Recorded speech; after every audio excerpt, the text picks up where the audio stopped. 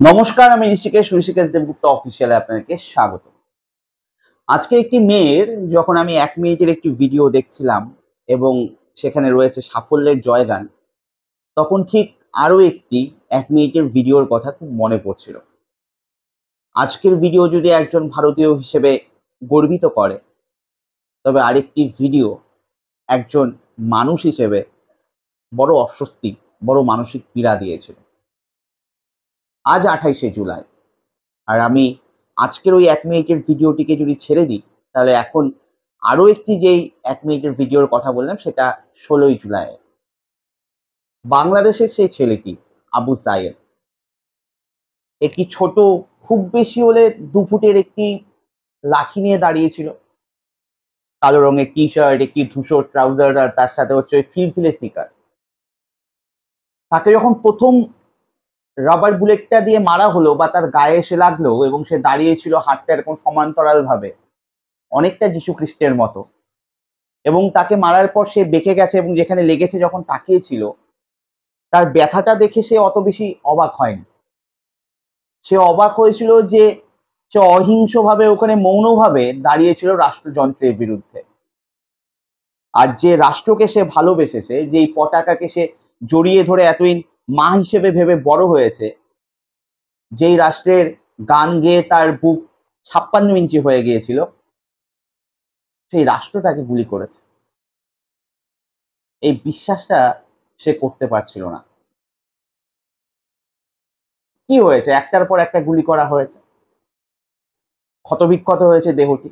বন্ধুরা মিলে উঠানোর চেষ্টা করেছে, হাসপাতালে নিয়ে যাওয়ার চেষ্টা করেছে, রিক্সাতে ওঠানোর চেষ্টা করেছে। শরীরটি নুইয়ে পড়ে গেছে। আবু সাইদকে যদি আমি এখানে রেখে দিই, তাহলে তার শরীর যে ক্ষতবিক্ষত হয়েছিল যেই বুলেটগুলো দিয়ে, সেগুলো কিন্তু গদ্দারি করেনি। তারা রাষ্ট্রযন্ত্রের কথা শুনেছে। তারাও এক কথায় রাষ্ট্রবাদী। তারা রাষ্ট্রের কথা শুনেছে। তাদের প্রতি যে দায়িত্ব, যে কর্তব্য রাষ্ট্র অর্পিত করেছিল, তারা সেটা নির্জীব হয়েও সজীবের মতো পালন করেছে। যা ছিল লক্ষ্য, যা ছিল স্থির, সেখানেই তারা গিয়ে বিঁধেছে। আর আজকে সেই বুলেটকেই দেখলাম, যেই বুলেট একটি রাষ্ট্রকে কালিমালিপ্ত করেছে, শত শত লক্ষ লক্ষ কোটি কোটি ছেলেমেয়ের কাছে একটি রাষ্ট্রকে অপরাধী করেছে, রাষ্ট্রযন্ত্রকে অপরাধী করেছে। সেই বুলেট আজকে আবার একটি রাষ্ট্রকে গর্বিত করলো। হরিয়ানার একটি ২১ বছরের মেয়ে, অস্বাভাবিক জেদি এবং একগুঁয়ে বদমেজাজি, এই পরিচিতিও তার রয়েছে, এবং এতটাই বদমেজাজি যে নিজের কোচের সাথেও ঝামেলা করে ফেলেছিল। টোকিও অলিম্পিকে কাঁদতে কাঁদতে বেরিয়ে গেছে। তার শখের বন্দুক, তার ভালোবাসার বন্ধু, তার স্বাদের বন্দুক তার সাথে বিশ্বাসঘাতকতা করেছে। সে দ্বিতীয় বন্দুকটি নিয়ে আসলো, সময় অনেক নষ্ট হয়ে যায়। প্রথম বন্দুকটি সেভাবে তাকে সায় দেয়নি। কাঁদতে কাঁদতে বেরিয়ে গেছিল মেয়েটি। কোচের বিরুদ্ধে বিস্ফোরক দাবি করেছিল টোকিও অলিম্পিক থেকে বেরিয়ে এসে। আবার কোচের সাথে বসে সব মিটিয়ে নিয়েছে। দেখুন, শখ এবং ভালোবাসা দুটো যদি এক জায়গায় এসে মিলিত হয় না, তাহলে সেটা মানুষ বিলাসের তীর্থভূমি বলতে পারে। সেখানে মানুষ বিচরণ করে যে সুখ অনুভব করে, যদি স্বর্গ বলে কিছু থাকে আর তার সুখ বলে কিছু থাকে, তাহলে সেটা ওই মানুষ বিলাসের তীর্থস্থানেই পাওয়া যায়। মেয়েটি নিজের ভালোবাসা, নিজের শখকে রক্ষা করার জন্য বেহালা পর্যন্ত শিখেছে। তার কারণ, আমার লক্ষ্যবস্তু যদি স্থির থাকে এবং সেই স্থির লক্ষ্যে যদি আমাকে পৌঁছে যেতে হয়, তাহলে মাঝখানের যে ব্যবধানটা, তার মধ্যে অনেক ইতিহাস থাকে, তার মধ্যে অনেক গল্প থাকে, অনেক হার না মানা কাহিনী থাকে, অনেক পরিপ্রেক্ষিত থাকে। মাঝখানের যে ওই বাতাসের ব্যবধানটা, সেই শূন্যের বাতাসের ব্যবধানটা অনেক না বলা কাহিনীর পরিসমাপ্তিও লেখা থাকে। মেয়েটি নিজেকে পরিবর্তন করার জন্য গীতা পড়েছিল। আর এর থেকে ভালো তার কি হতে পারে, যেখানে কৃষ্ণ এবং অর্জুনের কথোপকথন রয়েছে, যেখানে রয়েছে অর্জুনের মতো একজন লক্ষ্যভেদী যোদ্ধা, যে ছিল তার লক্ষ্যভেদে সুনিপুণ। আর এখানেও কাজটা সেই লক্ষ্যভেদেরই। গীতা পড়েছে, বেহালা বাজানো শিখেছে একটাই কারণে, যে এখানে ধৈর্য এবং স্থিরতা সাফল্যের মূল চাবিকাঠি। সেটাকে ধরে রেখেই এগোতে হবে, আর তার জন্য বেহালা শিখেছে। ভালোবাসাকে কেবল ভালোবাসলে তো হয় না, রক্ষা করাটাও জরুরি। তাই রক্ষা করবার জন্য ভালোবাসা যাতে তার লক্ষ্য বস্তু পর্যন্ত পৌঁছে যেতে পারে বা সঠিক লক্ষ্যে পৌঁছে যেতে পারে, তাই নিজেকে একটু ভেঙে চুরে তৈরি করেছে মেয়েটি। সম্প্রদায়গতভাবে জাত, মানসিক দৃঢ়তা নিয়ে কোনো প্রশ্ন নেই, জেদ নিয়েও কোনো সংশয় নেই।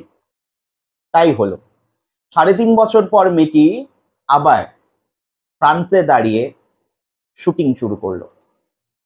আর এমন একটি স্কোয়াড থেকে সে গেছে, ভারত এবার অলিম্পিকে যাদেরকে পাঠিয়েছে সব থেকে বড় দলের শুটিং এর, এই শুটিং এর থেকে অনেক বেশি প্রত্যাশা ছিল ভারতীয়দের, বা ভারতীয় ক্রীড়া বিশেষজ্ঞ বলুন, ক্রীড়া প্রেমী বলুন, আপামর ভারতবাসী বলুন, প্রত্যেকের।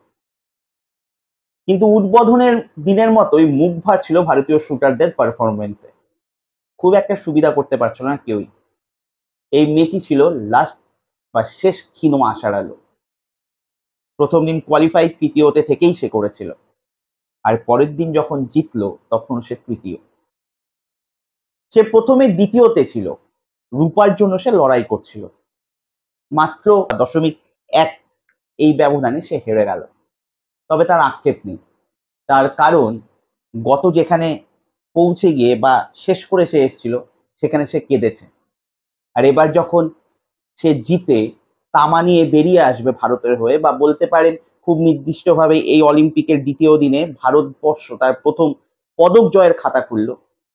এর আগেও সম্ভবত টোকিও অলিম্পিকে মীরাবাই চানু বা কোনো একজন মহিলার হাত ধরেই ভারত তার পদকের হালকাতার খাতাখান খুলেছিল। এবারও তাই হলো, একটি মেয়ে, ভারত মাতার একজন নারী সন্তান বা কন্যা সন্তানই ভারতকে গৌরবান্বিত করলো বিশ্বের মঞ্চে, খুব নির্দিষ্টভাবে বললে ঔপনিবেশিক মঞ্চে। এই আবু সাইদ যে আছে বাংলাদেশে, সে ইংলিশ নিয়ে পড়াশোনা করতো, ইংরেজি একটি ভাষা, ঔপনিবেশিক ভাষা।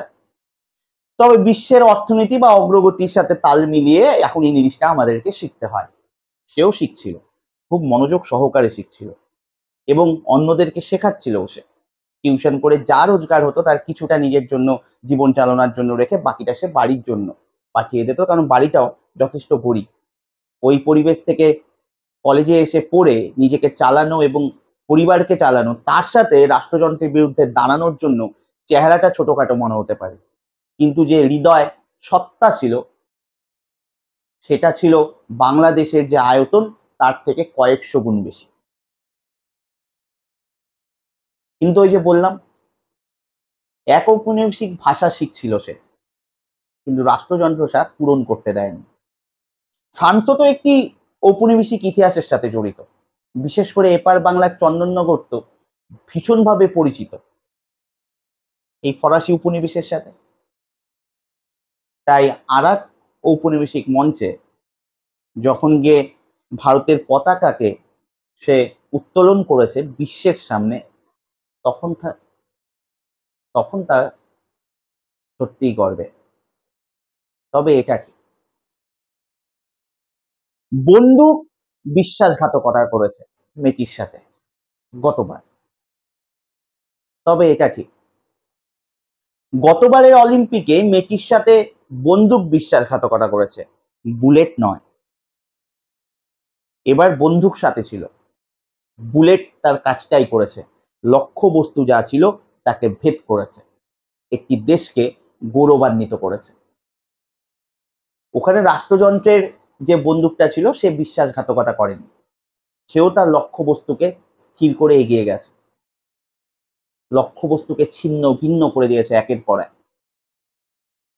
একটা আবু সায়েদ প্রতিনিধি, বাংলাদেশের হাজার হাজার লক্ষ লক্ষ ছাত্রছাত্রীর আবেগের প্রতিমূর্তি বলতে পারেন এই আবু সায়েদ, বা যে শতাধিক ছেলে মেয়ে মারা গেছে, ছাত্ররা তাদের জীবন বলি দিয়েছে, তাদের শুভ উদ্বোধক বলতে পারেন এই আবু সায়েব, কিন্তু ইতিহাসে লেখা থাকবে এই বুলেটের কাহিনী।